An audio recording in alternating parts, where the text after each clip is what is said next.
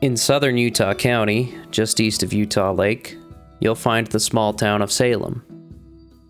A farming town through and through, it's rather quiet, quaint, and unremarkable. Unremarkable except for a peculiar white building on the mountainside just east of town. For almost 90 years, this strange structure has stood imposing like a silent observer waiting to fulfill its purpose. But who built this white sentinel, and what was its purpose? This is the story of the Koyle Dream Mine.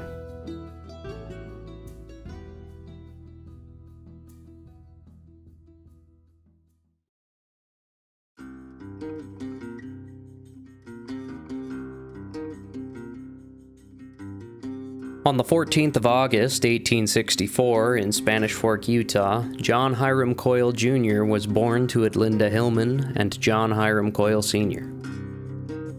Little is publicly known about his childhood, outside of keeping cattle and farming with his family. He followed his parents when the Mormon Church had hoped to form a cotton colony in the Muddy River Mission of southern Utah. Koyle abandoned formal education during his teen years to become a mule skinner, roaming the state in search of work hauling goods and material. Koyle was moving goods for laborers in the Tintic mining district when he was first exposed to gold mining. He served a Mormon mission in the Southern States Mission from 1888 to 1891. During this mission, Koyle started sharing experiences of allegedly prophetic dreams. The first of these dreams occurred before his mission in 1886. He alleged that an angel told him that he would find a red heifer from his herd that had become lost. The cow would be found in a field just outside of town by the railroad tracks with a damaged horn poking into its eye. He claims to have seen that very cow the very next day. This was the start of Koyle's prophetic reputation.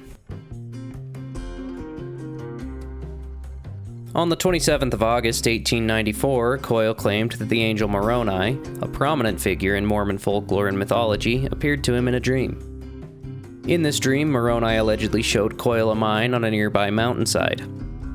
Moroni allegedly told Koyle that this mine was dug by the ancient Nephites, a race of people in Mormon doctrine. Koyle claimed that he was shown treasures beyond measure or belief buried in the hillside. These treasures included relics like the Sword of Laban, the weapon of a wealthy politician and military commander in the Book of Mormon. Laban was preventing Lehi, a Book of Mormon prophet, from acquiring plates of brass that were said to contain the 5 books of Moses.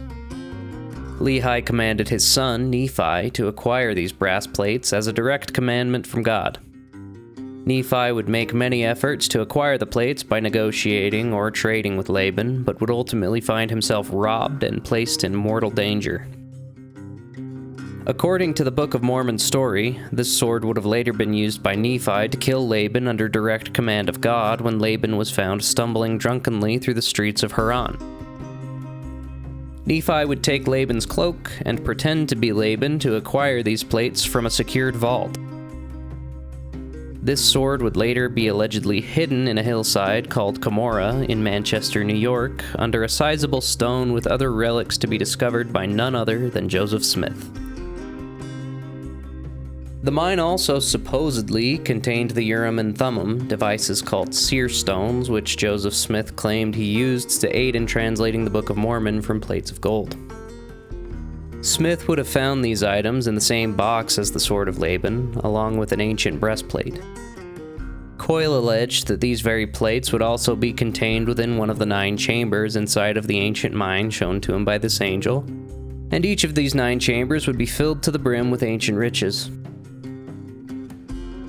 Moroni showed Koyle mountains of gold coins minted by ancient Nephites piled from floor to ceiling, and several rich lode deposits of gold-bearing quartz.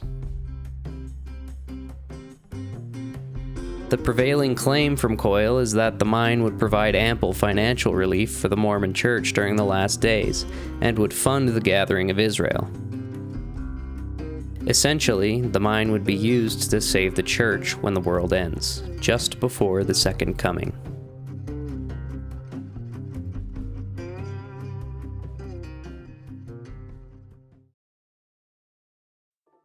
In 1899, John Koyle would make his way to the very hillside that he'd witnessed in his vision and start digging. This first drive of a pickaxe was the start of the mine and the first step into a century of Mormon folklore. The Koyle Mining Company was incorporated a decade later in 1909. Koyle would publicly share his revelations with many Mormon settlers in the region who latched onto the story quickly. The Koyle Mining Company then issued 114,000 shares in the form of stocks and bonds. 42,000 of these shares went to Koyle and several other mine company officers, with the remainder being sold to stockholders. Stockholders themselves would volunteer labor and resources to support the mine. This activity attracted the attention of Mormon church leaders, who sent an apostle named James E. Talmage, a trained geologist associated with many of the most successful mining operations in the western United States, to assess the validity of Koyle's claims.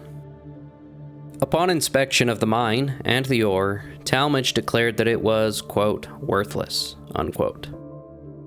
The mine was mostly limestone and quartzite, with very little precious metal-bearing rock present. Officials for the mine would try to dispute this claim, stating that their own assays and samples showed valuable deposits of gold and platinum in the rock. However, independent samples taken by various researchers would all support the claim that the ore from the Dream Mine held little to no value. Shortly after this inspection and declaration, the Mormon Church officially, but indirectly, issued a statement titled, "A Warning Voice" in the Deseret News. This statement discouraged investment in such ventures as mines associated with spiritual manifestations, for fear of those members being swindled. This only drove believers in Koyle's Dream Mine to work harder and offer even more support for the mine, believing that the church itself was divided on the issue. In fact, it was. Members of church leadership at the time, such as Matthew Cowley and J. Golden Kimball, owned shares in the Koyle Mining Company. In June of 1929, Koyle claimed to have received the revelation that, in precisely 4 months, Wall Street will crash, thousands of people on every side will be going busted. Koyle was right. The market did, in fact, crash that October. This resulted in people coming to Koyle's home to hear more of his predictions and prophecies for the future. The excitement surrounding the new revelations yielded new labor and income for the mine. This resulted in the construction of that mysterious white building. It would be a state-of-the-art reduction mill used for processing gold ore.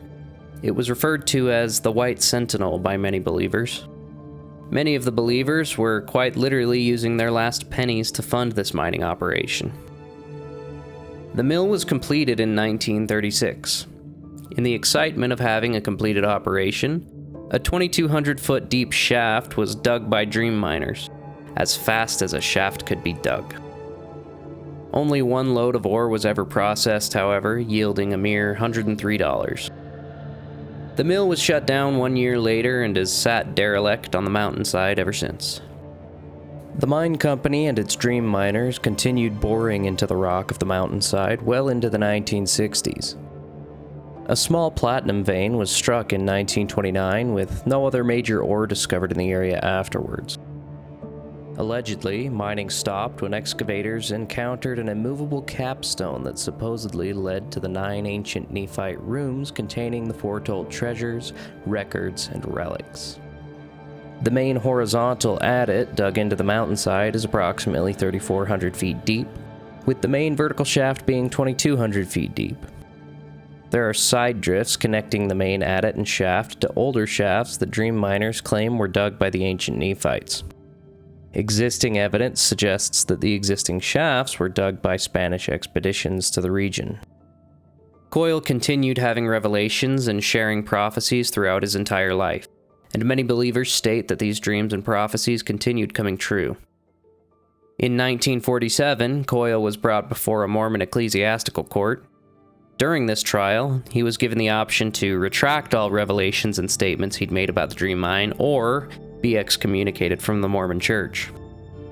Koyle chose to sign a document repudiating all of his claims regarding the Dream Mine, and the document was officially notarized. This was as official as taking it back could get. This was published in the Deseret News for all of his followers to see. Koyle then, confusingly, repudiated his repudiating statement almost immediately.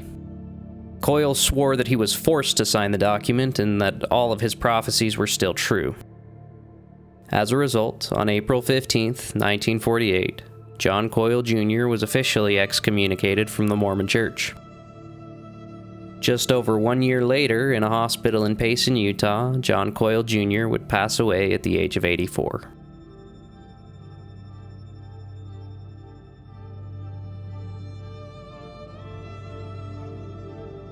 As the original believers in Koyle's revelations died off, their stocks were transferred to their children and their children's children as heirlooms. Many of these folks are still true believers in Koyle's revelations, referring to themselves as dream miners. A website dedicated to the relief mine, but more so to the end-of-days types of revelations discussed by Koyle, still exists today and is run off of a subscription service. Dream miners can come here to discuss revelations, doctrine, Koyle's life and acts, buy and sell dream mine stock, and read articles published by website administrators about predictions for current events. Every current event will somehow be tied into Koyle's dreams here. While it does make for an interesting read, few of the predictions on this site have come to fruition. Venturing into the mine or onto relief mining company property is strongly discouraged. The land is heavily posted and remains under constant surveillance. Many local teens trespass here and large trespassing tickets are issued. In some cases, arrests are made. The property owners can, and will, press charges if you're caught. They have a zero-tolerance policy on trespass. The pictures and video of the mine that I have were taken from the air or from available resources on the internet. I've emailed relief mine company owners in the past requesting access and was politely, but bluntly, denied access every time. Today, the White Sentinel looks over Utah Valley silently, perhaps in anticipation of the mine coming in during the last days when its gold will supposedly save the church. Much of Koyle's dream mine remains in place, nearly untouched to this day. Much of it has been preserved by volunteer dream miners and believers who still fervently persist that the mine will come in. The white reduction mill stands tall, waiting for the day that its stamp mill will crush ore into its tumbling roaster, iron boxes, and leaching tank. Bottles of nitric acid stand ready for use in the leaching process. The mine's many entrances remain sealed, but accessible to the right insiders, allegedly securely concealing the vast ancient treasures within. Floodwaters and noxious gases fill the tunnels of the dream mine, rendering much of it inaccessible to those of us that enjoy living. The Koyle Mining Company has been renamed to the Relief Mine Company. Most of its money these days is made from a gravel pit on the property, fruit sales from an orchard, a rental home, and various other miscellaneous sources. It's just enough to keep new investors in the dream mine interested in buying shares, with hopes that the mine will come in and produce the treasures foretold by John Koyle Jr. So what do you think? Will the mine ever come in and deliver a hoard of gold and wealth to Koyle's followers? Or is it all just one great tall tale that got out of hand? Leave a comment below and share your thoughts. As for me, I'll believe it when I see it. If you liked this video, check out the other videos on my Ghost Towns and Abandoned Places playlist. Like this video and subscribe if you want to see more content like this. For now, my name is Mike. See you in the next one.